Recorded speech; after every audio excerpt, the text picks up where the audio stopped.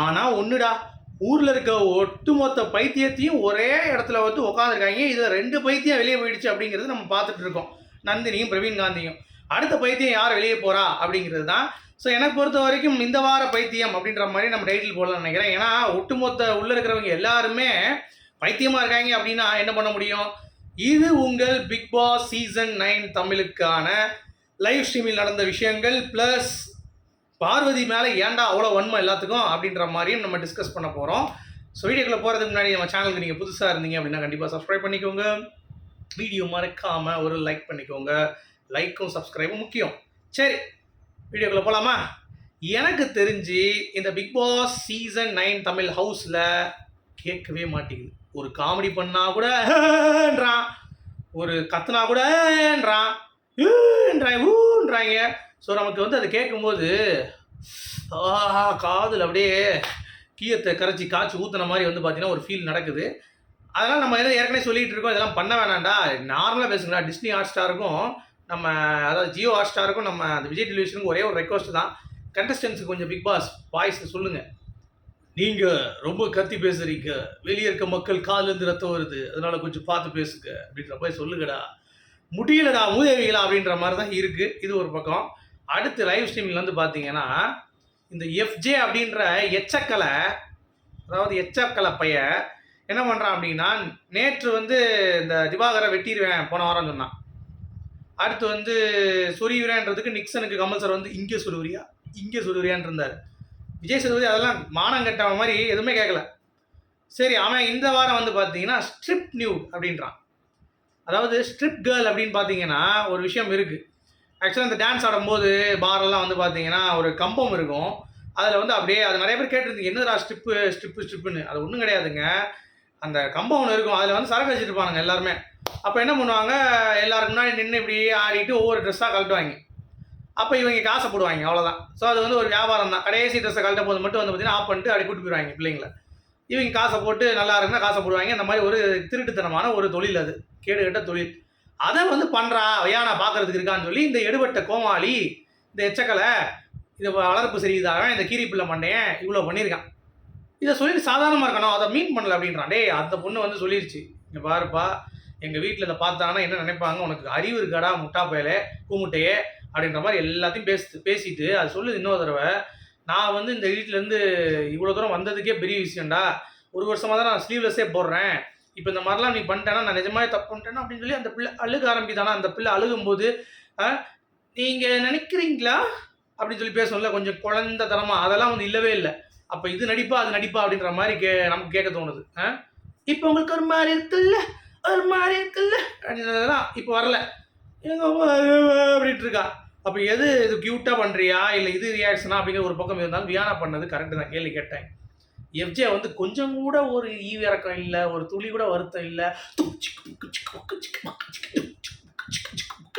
அப்படின்ட்டு இருக்கான். டே மூதேவி அப்படின்ற மாதிரி தான் இருக்கு. இப்போ அடிச்சும் பார்த்தாச்சு, அவுத்தும் பார்த்தாச்சு, இந்த சில்லற இப்படிப்பட்ட காரியத்தை பண்ணிட்டு இருக்கு. இப்போ விஜய் சேதுபதி வந்து ஸ்ட்ரிப் கிளப் நல்லா இருந்துச்சா நீங்கள் கேட்பான் போல தெரியுது. மூதேவி அவனும் அப்படி தான் இருப்பான் அப்படிங்கிறது தான். ஏன்னா இந்த மாதிரி கேடு கட்டவனெலாம் வந்து ஒன்றும் கேட்காம போகிறதுக்கு எவ்வளோ கேவலம் அப்படிங்கிறத பார்த்துக்கோங்க. இன்னொன்று காலில் ஒன்று இந்த வேசக்காரி ஒருத்தர் இருக்கா பாருங்க, ஆட தெரியாத ஆட்டக்காரி உள்ள ஒருத்தவங்க இருக்கா, நல்ல ரம்யா. தாமரையாச்சு எவ்வளோ பெர்ஃபார்ம் பண்ணியிருக்காங்கிறது தெரியும். She is a very good content creator. But இந்த ரம்யா வந்து பார்த்தீங்கன்னா ஃபேக்கு. சரி, இவங்க சாப்பிட விட மாட்டாங்க, வாங்கி விழுந்து சாப்பாடை தின்னுட்டு அப்படியே உலா வந்துக்கிட்டு இப்போ வந்து அப்படியே ஜாலியாக உட்காந்து பேசிகிட்டு இருக்காங்க. என்னடா இப்படி பண்ணிட்டு இருக்கீங்க இருப்பேன். அப்புறம் இன்னொன்று இந்த அரோரா, அதான் மாதத்துக்கு 8 லட்ச ரூபா வந்து நோகாமல் நீ நோங்கு கும்பிட்றல, அப்படியே ட்ரெஸ் அவுத்து போட்டு ப்ரைவேட் இதுன்னு போட்டுட்டு உள்ளே உட்காந்துக்கு இன்ஸ்டாகிராமில் 2000 பேர் ஃபாலோ பண்ணுறான். 2000 பேருக்கு 4 ரூபா வச்சா கூட 8 லட்ச ரூபா ஆகுது. மாதம் 8 லட்ச ரூபா வருமானம் இருக்குது. அதனாலே வந்து பார்த்தீங்கன்னா திமிருத்தனமாக பிக் பாஸை மதிக்காமல் காதலை பேசுகிறது. அவன் அரோரா, அவன் பேர் என்ன, ஃப்ரைட் ரைஸ் போடுறவன், அவன்கிட்ட போய் பக்கத்தில் உட்காந்து தடவுறது, அவனை வந்து கடிக்கிறது, அவனை முத்தம் கொடுக்க போகிறது, இந்த மாதிரி கேடு கட்டுத்தானே எச்ச வேலை. இந்த மாதிரி திவாகரை போய் கண்ணாடியில் அவர் ஊங்கணுன்னா இவர் போய் முத்தம் கொடுக்குறது, இந்த மாதிரிலாம் வந்து பண்ணிகிட்டு இருக்கானுங்க. ஸோ இது ஒரு பைத்தியமாக அலைஞ்சிட்ருக்கு அப்படிங்கிறது தான். ஸோ இந்த பைத்தியத்துக்கு வைத்தியம் பார்க்கணும். பிக் பாஸ் வந்து சொல்லிட்டார், இந்த மாதிரி அம்மா துஷார் நீயே போய் சொல்கிறா அப்படின்ற மாதிரி வந்து கேப்டனை அவனை நிற்க வச்சுட்டு அவர் வந்து போய் சொல்கிறா அப்படின்னு சொன்னோடனே அங்கே போய் அவன் பேன்றான். இந்த மாதிரி அரோரா பார்த்துக்கோமா, எதுவும் சரியில்லை நீ பண்ணுறதெல்லாம் மோசமாக இருக்குது, அப்படின்னு சொல்லிட்டு ஒரே படம் போட்டேன். இனிமேல் நீ பேசணும்னா மைக்கை போட்டு தான் பேசணும், காதில் பேசுறது, கையில் பேசுறது, கையில் உருக்குறது அந்த மாதிரிலாம் சொல்லக்கூடாது அப்படின்னு சொல்லி ஓப்பனாகவே வந்து பார்த்தீங்கன்னா அடித்து நகர்த்திட்டாப்புல நம்ம பிக் பாஸ். ஸோ அதற்கு வாழ்த்துக்கள். ஓகே. ஆனால் இந்த எஃப்ஜே லூசு பயலுக்கு இந்த வட்டம் ரெட் கார்டு உறுதி செய்யப்பட வேண்டும். ஏன்னா இது வந்து கேடுகட்ட ஒரு வார்த்தை. ஒரு பெண்ணை ரொம்ப தவறாக சித்தரிப்பது அப்படிங்கிறது வந்து பார்த்தீங்கன்னா கண்டனத்திற்குரியது அப்படிங்கிறது நம்மளுடைய பாயிண்ட். அது வந்து இருக்கக்கூடாது அப்படிங்கிறது தான். சரியா? இது 2 நடந்தது. பியானா மேட்ரு. அப்படி இது இன்னொன்று ஒரு நடந்தது. வினோத்தும் எஃப்ஜேவும் சண்டை போட்டாங்க. கத்துன்னு கத்துறான். சப்ப மேட்ரு, சாப்பாடு மேட்ரு இருக்கு. கத்துன்னு கத்துறானே, ஒன்றுமே புரியல. என்ன கேட்குறாங்க? நான் அதை ஸ்கிப் பண்ணிட்டேன், நீங்களும் ஸ்கிப் பண்ணிருங்க, தேவையே கிடையாது. அந்த ஆணியை வேண்டாம், ஒதுக்கி வச்சுருவாங்க ஊரை விட்டு. வேஸ்ட் பீஸு ரெண்டும். ஒன்றுத்துக்கு ஆகாது. வினோத்தும் எஃப்ஜேவும் சண்டை ஒன்றுத்துக்கும் ஆகாது. அதை நம்ம வந்து பேசவே தேவையில்லை அப்படிங்கிறது ஒரு பக்கம் இருக்கட்டும். அடுத்து இந்த பார்வதி, ஐயோ பார்வதி முடிச்சிட்டா, பார்வதி கனியை வந்து பார்த்தீங்கன்னா இது பண்ணிட்டா, ட்ரிகர் பண்ணிட்டா. பார்வதி ஏன் அப்படி பண்ணா? பார்வதி கரெக்டாக கொடுத்தா, லெஃப்ட் அண்ட் ரைட்டில் கனி கொடுத்தா. லெஃப்ட் அண்ட் ரைட்டில் கனி கொடுக்கறதுக்கு தான் பார்வதி வந்து இந்த ஆட்டம் ஆடுறா அப்படிங்கிறதை நீங்கள் புரிந்து கொள்ள வேண்டும். அதற்குத்தான் பார்வதி இந்த ஆட்டம் ஆடுகிறாள் அப்படிங்கிறதை நீங்கள் புரிந்து கொள்ள வேண்டும். புரிஞ்சா உங்களுக்கு? இதுதான் வந்து பாயிண்ட். பார்வதியுடைய மெயினான எண்ணமே அதுதான். கனியை to trigger Ghani. So she is playing the game. கனி மாதிரி உட்காந்து சமையலில் உப்பு போட்டுட்டு சும்மா உட்காந்துக்கிட்டு உப்புமா பண்ணிக்கிட்டு இல்லை. Parvathi is a content creator. Okay. So she has to give the content. She has to expose Kani. She has to expose every one in the house. அவள் காசு வாங்குறாங்க வெளியே வந்து செய்கிறதுக்கு, தொழில் செய்கிறதுக்கு. அவருடைய ப்ரெசன்டேஷன் வந்து பார்த்தீங்கன்னா பிக் பாஸ், அதில் அவள் செய்கிறா. காசு வாங்கின காசுக்கு, மிச்சம்லாம் வாங்கின காசுக்கு என்னடா பிடுங்கிட்டு இருக்கீங்க அப்படின்னு நம்ம கேட்டால் எப்படி இருக்குது? கேட்டால் அவள் கிழிச்சிட்டா, தொங்க விட்டா, அது பண்ணிட்டா. வரட்டும். ரியல் கேரக்டர்ஸ் அப்போ தான் வெளியே வரும் அப்படிங்கிறது பார்க்க முடியுது. இப்போ எவ்வளோ வார்த்தைகள் எப்படி வருது பாருங்க. அந்த செலெக்ஷன் ஆஃப் வேர்ட்ஸ் அப்படின்றத பாருங்க. நீ வந்து புத்தி கெட்டவ, புத்தி உள்ளவனுக்கு புரியும், நீ ஆட்டிட்டு போகிறதுக்கு இங்கே, நீ ஆட்டிட்டு போகிறத விடமாட்டேன் அப்படின்ற மாதிரி ஏகப்பட்ட வார்த்தைகள், கடுஞ்சொற்கள் நம்ம கனிக்கிட்ட இருந்து வர்றது அப்படிங்கிறது மிகப்பெரிய ஒரு விஷயம் தான். அதை நான் வரவேற்கிறேன். அது வந்து நான் வந்து தப்புன்னு சொல்லலை. அதுக்காக பார்வதி வந்து இந்த மாதிரி ஒரு கேம் ஆடக்கூடாது, அவள் ஆடக்கூடாதுன்னா கனிங்கிறது சமையல்கார கனியாக தான் கடைசி வரைக்கும் இருந்துட்டு போயிருப்பாடா. நீங்கள் யோசிச்சு பாருங்க. பார்வதி திவாகரன் இந்த சீசன் இல்லை, அப்படி தூக்கி வச்சிருங்களேன் அவங்கள. கண்டென்ட் எங்கேருந்து வரும்? எப்படி நீங்கள் பேசுவீங்க?